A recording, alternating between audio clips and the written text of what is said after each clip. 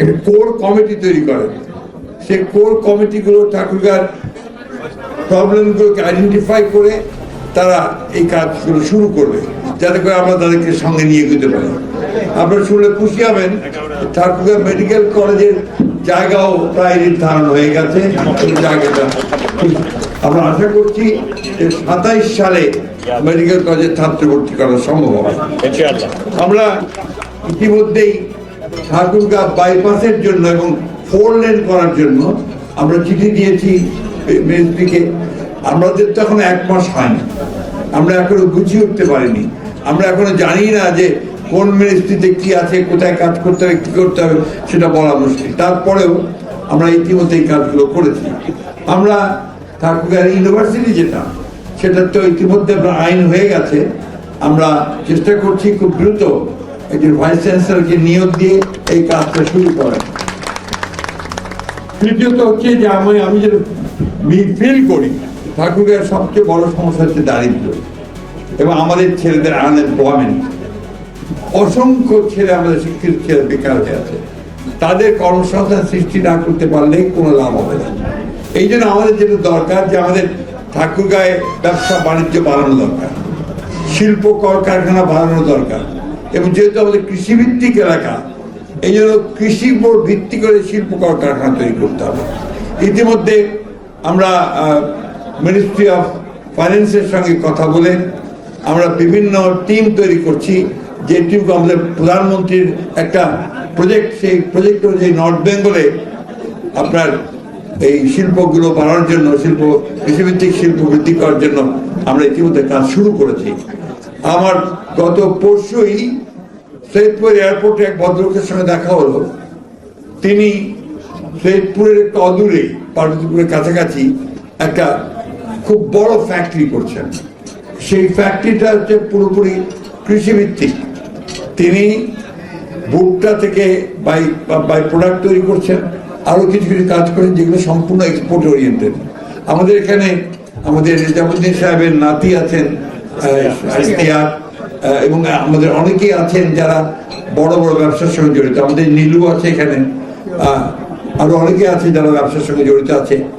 আমরা যদি পথগুলো খুঁজে বের করতে পারি যে কোথায় কোথায় ঠাকুরগাঁতে কোন কোন জায়গায় কিসের উপর ভিত্তি করে আমরা ইন্ডাস্ট্রিগুলো করতে পারবো, তাহলে কিন্তু আমরা দ্রুত কাজ করতে পারবো। কারণ ব্যাংকগুলোকে টেনে নিয়ে আসা, এই কাজগুলো আমরা করবো, দ্যাট উই উইল ডু।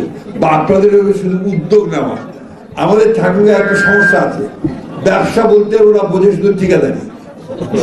না, সত্য কথা, আমি যেটা আমার বাস্তব কথা বলছি আপনাদের, আমার অভিজ্ঞতা থেকে। 2001 সালে যখন আমি মন্ত্রী হই, আমি সবাইকে ডেকে, আমাদের ব্যবসায়ীদেরকে ডেকে বললাম, ও সেখানে মুদাসসির, ওসমান, বড় বড় ব্যবসায়ীরা ছিল, ডেকে বললাম যে ভাই তোমরা কনসোর্টিয়াম মতো করো, একসাথে আর কি কি ব্যবসা করা যায় খুঁজবে, বাকিটা আমি করবো। আনফর্চুনেটলি আমরা খুব বেশি এগোতে পারি নাই। এখন কিছু কোল্ড স্টোরেজ তৈরি হচ্ছে, কিছু স্পেশালাইজ কোল্ড স্টোরেজ নাই, যাতে করে যে আমরা আমাদের কৃষি দ্রব্যকে আমরা বাজারজাত করতে পারি। অনেক কিছু করার আছে, কিন্তু এই যে আমাদের ঠাকুরগাঁয়ে আলুর দাম এখন আপনার 5 টাকা, 5.5 টাকা, অথচ এখানে আলুর দাম কত? 60 টাকা, 30 টাকা, 30 টাকা।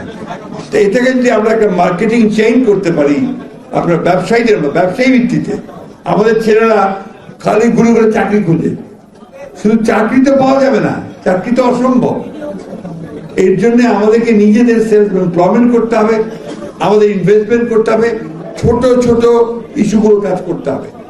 আমি ইতিমধ্যেই ফাইন্যান্স মিনিস্ট্রিতে বলেছি যে আমাদের যারা মর্টগেজ রাখতে পারবে না, যারা বন্ধক দিতে পারবে না, তাদেরকে 10 থেকে 20 লাখ টাকা পর্যন্ত পুঁজি দেওয়ার ব্যবস্থা করতে হবে। তাহলে তারা অনেক কাজ করতে পারবে এবং ইনভেস্টমেন্ট করতে পারবে। এই বিষয়গুলো সেজন্য আমি বলবো কোর কমিটি করেন। সেই কোর কমিটি করে আমরা আলোচনার মাধ্যমে কোন কোন বিষয়গুলো নিয়ে আমরা আগে এগোতে পারবো, সেই কাজগুলো আমরা করতে থাকবো। এবং এটা আমি আপনাকে এটুকু বলতে পারি, আপনারা জায়গার কথা বলছেন, আমার তো এখন বাসায় আপনার ছোট্ট একটা রুম, আমি বড় বাসায় যাওয়ার সম্ভাবনা আছে আমার ঈদের পরে। আমি আপনাদের বলছি ওইটাকেই আপনারা আপনাদের অফিস বানিয়ে বলবেন, কোনো অসুবিধা নেই। কিন্তু আপনারা সবাই একযোগ হয়ে এই বিষয়টা খুব গুরুত্ব দেবেন যে আমি আপনাদের কাছ থেকে যেটা চাই যে কোর কমিটি করে আমাকে আপনারা পয়েন্টগুলো তুলে ধরবেন এবং রাস্তাগুলো বদলাবেন। আমার দিক থেকে যতটুকু সম্ভব আমি করব। আমাদের 2 সংসদ সদস্য আছেন, আল্লাহর অশেষ রহমতে এইবার ঠাকুরগাঁতে আমরা প্রথম একই দল থেকে আমরা 3টে আসন পেয়েছি। সুতরাং আমাদের শক্তিটা অনেক বেড়ে গেছে, তা আগের চাইতে আমাদের শক্তি অনেক বেশি। এই শক্তিটাকে আমাদের কাজে লাগাতে হবে।